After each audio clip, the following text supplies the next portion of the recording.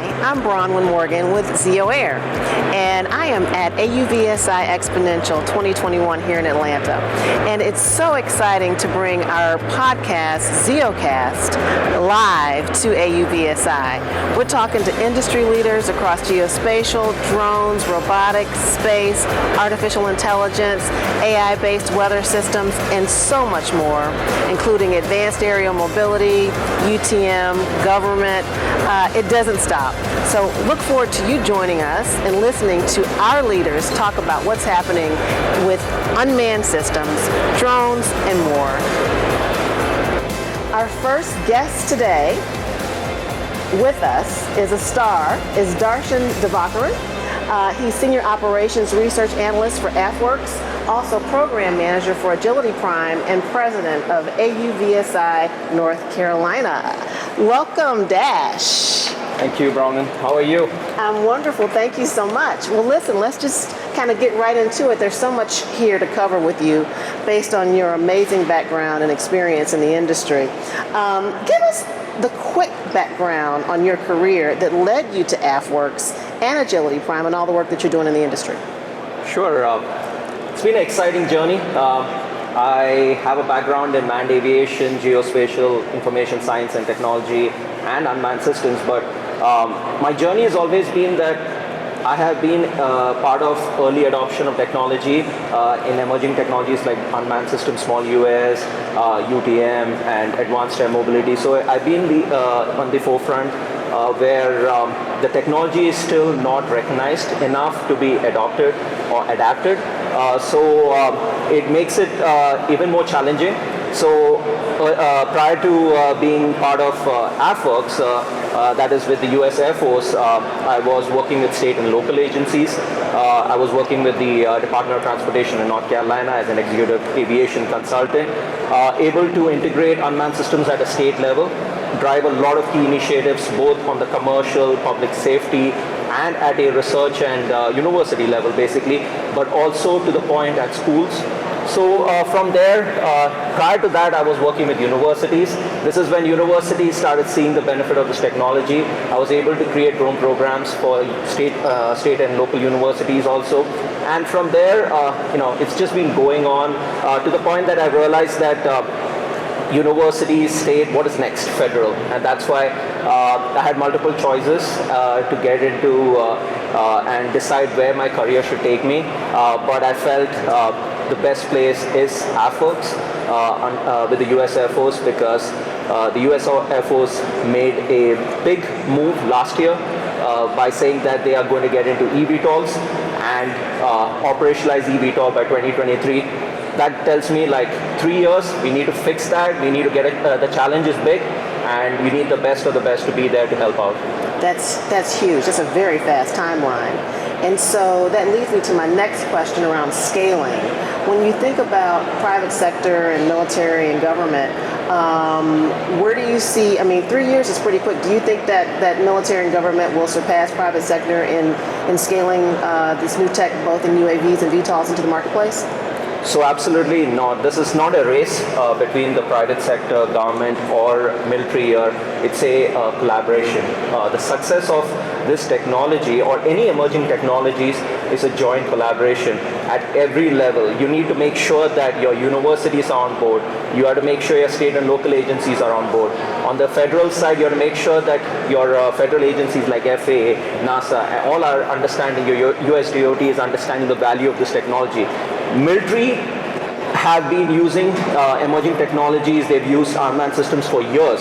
But the thing here is that military has also realized that key to innovation is with the private sector. The key to solving challenges is also with the private sector, and to make any changes is with the private sector. So here's an opportunity for private sector to show their capability and to say that we can help the government agencies, military agencies, universities by giving the right solutions to their challenges.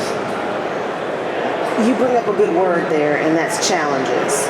What do you think should be the near-term priorities that we should be focused on for UAVs and advanced aerial mobility in terms of what should we be working on solving now? So and this is where I've realized is that you have to keep small US separate, UTM separate, and AAM separate. The problem is when you try and mix everything together, the challenge becomes even more. It becomes twofold, threefold more. So the thing here is small US has been there for quite some time now. We have to fix those challenges or limitations that are there. That is your regulatory challenges, like your beyond visual line of sight. You have your operations over people. Those challenges you need to sort out. But that requires technology challenges to be sorted out, like connectivity. You need to sort out cybersecurity. You need to talk about scaling the technology with battery life and everything. So there's a lot of challenges happening there that you don't want to complicate it by bringing AM into the focus. So AM industry needs to be separate because AM can scale from manned, having a person on board as an operator, and then scaling to autonomy. The problem is when we use the word autonomy, we're using it very loosely. We are saying that everything is going to be autonomous. There is levels of autonomy. We have to reach those levels before we say that we're going to be fully autonomous. So remote operations, that needs to be done. So the challenges that we are right now encountering is small US experts and individuals are getting involved in the AM side and giving direction there too. And then the AM folks who are coming with traditional manned aviation background or with a small US background are trying to even influence these changes in small US. And between the US, small US, AM, and counter US is UTM. For UTM to be successful, each group has to work. There are going to be common areas to work, but those common areas can be fixed easier because there's a lot of people working together for it. But the areas that have separate focus, I think those various groups have to focus individually on that. You bring up UTM, you bring up EV loss, and then of course each of the verticals that is dependent on it. Who's consolidating all of this technology and kind of helping it come together? I mean, you've got private sector working on it, you've got government working with private sector to solve these solutions, and then various and different use cases. Where should people really look for the leadership to help bring all this together? Because there's everybody's kind of running off in their own direction. So that's where you have to find a balance. And if you look at it, a couple of years back, before the integration pilot program came into effect, the US integration pilot program, we did not think about Part 135 operations. We didn't think about how much can the drone delivery industry scale. But it was the industry that came together, worked with state and local agencies, worked with the federal agencies, and scaled that to the point that Part 135 is now a necessity for drone delivery. And companies that have been traditionally doing Part 135 have been able to provide the infrastructure, the funding, the resources to make it happen. So you cannot leave everything on the governing bodies. You can't say that you need to figure out everything. It's a joint collaboration again. So industry, I keep focusing is industry. It has the key to the challenges that we all face, has the solution by bringing the right technology and can influence that change. So when it comes to UTM, we have the commercial use, we have government use, we have now military use. Military has been using unmanned systems for years. We have, the Predator drones, the Shadow drones, and everything. We already have that. The thing is, there is challenges there too. You cannot fly. It's tough to fly, or it is totally impossible right now to fly in commercial airspace for training purposes. So there are hurdles that we all are facing, but industry is the focal point that can bring that solution. So UTM. We are seeing various components of it all around the world. Even in US, we are seeing it through the lands, through university COAs, commercial COAs. You have even disaster response areas that are designated to fly unmanned systems. There are different versions of it. The problem is that we have to work together first. State agencies need to work with the industry, need to work with the non-profits. When they say that it's the regulations that or the regulatory body that is limiting the progress. It's not that. It's people. Yeah. It's people because we have created groups, we have created communities, and we have not let everyone involved in that community. Right. So we find out that someone in the state is doing something with UTM, and then we find someone else is doing. Right. But if they both can work together, that makes it even more stronger, the proposal.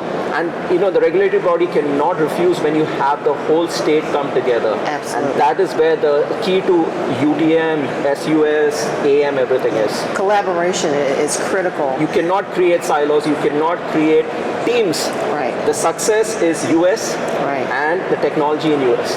Well, as a startup, and I would say 70% of the industry are startups. You've got the big guys, but it's a bunch of us smaller entrepreneurs who are working on solving problems, hardware, software, services, and it is collaborative. People, are rushing. I need to be first, and I'm just like, okay, that's great, but there's so much here, and we're still so young as an industry. And as one company makes progress in an area, it helps us all. So we all benefit because this is so not yet established.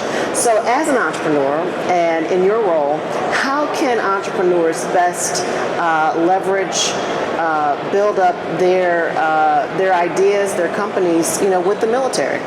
Sure. So I myself have been an entrepreneur. Now I'm an entrepreneur.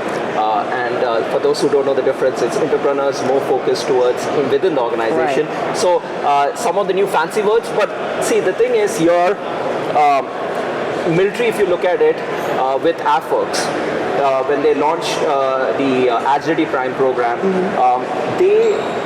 the main thing they wanted to focus on is that US-made technologies, eVTOL companies that are US-based, that have the good solution, need to win. It's not I against everyone, it's we against the rest of the world. So it's our technology. We have to make sure that the US economy is boosting. We need to make sure that our US companies are getting the funding they need to move their ideas to prototype, from prototype to acquisition. And military here with the AFWERX, I would say, and presently you'll read a lot about AFWERX, that AFWERX has changed the way innovation within military is. It's not just the Air Force, but overall. We have been able to, with the program AFWERX, we have been able to provide CIBR and STTR funding to small businesses.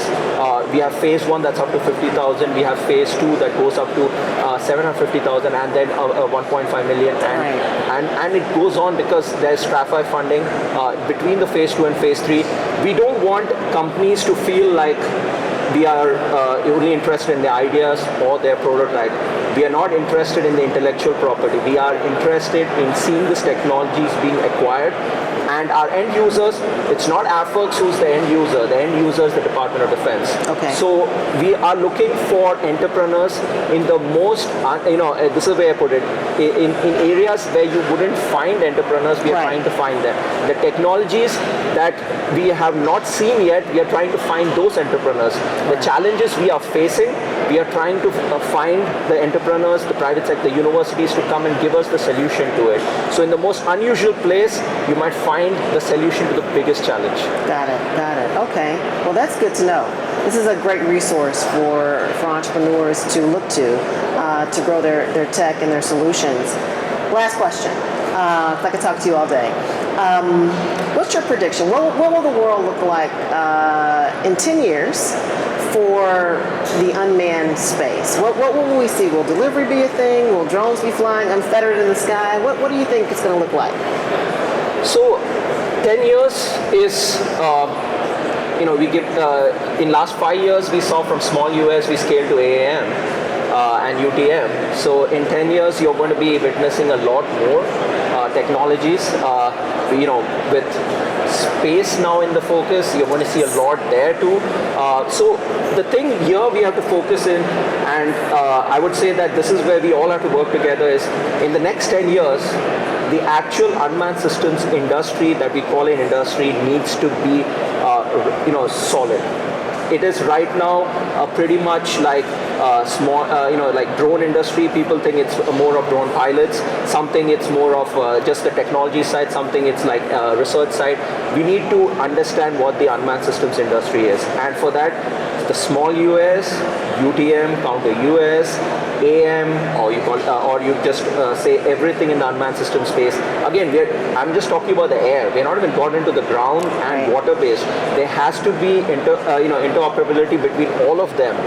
We don't want technologies that work in a silo. We don't want technologies that do not communicate with other technologies. That's why we call it emerging technologies, because there's going to be new technologies, and we have to make sure that they can all work together, communicate together. So there are challenges. Like biggest challenge that we have to look at for that success is cybersecurity. Yes. Everything is connected. We're talking about Internet of Things. We are talking about remotely operated. We're saying that we can sit in our office and fly the drone. Anyone else can do the same thing. Absolutely. You know, for something bad to happen, you don't need to actually have your own drone. Right. You can take control of someone else's drone. Absolutely. So this is where cybersecurity is very important, and this is where we have to, companies, the small businesses and universities have to realize that they have to spend time, money, resources, manpower to figure out that too, and to lock in that any hurdles that they have there. But overall, 10 years in the industry is going to be amazing. We're going to see some new entrepreneurs. We're going to see our high school students leading the way. We are just opening the door, but they are the ones who are going to actually cross the door. Absolutely. I mean, cybersecurity, the next generation will help solve those problems, and even bandwidth. Absolutely. You know, we need bandwidth to operate and communicate with all this equipment. So 5G and public-private partnership. Again, we say public-private partnership, and we create small teams. The public-private partnership has to be at a state level. There has to be state involvement. We cannot have multiple groups within a state. There has to be one unified group that talks for unmanned systems. Only then we will be successful. Only then 10 years from now, we can look back and say that we did something right. Wonderful. Well, those have been your 6 questions, Dash. Thank you so much for joining us at AUVSI Xponential for ZeoCast Live, and we look forward to talking to you in the future. Thank you, Brahman. Thank you. Have a nice day. You too.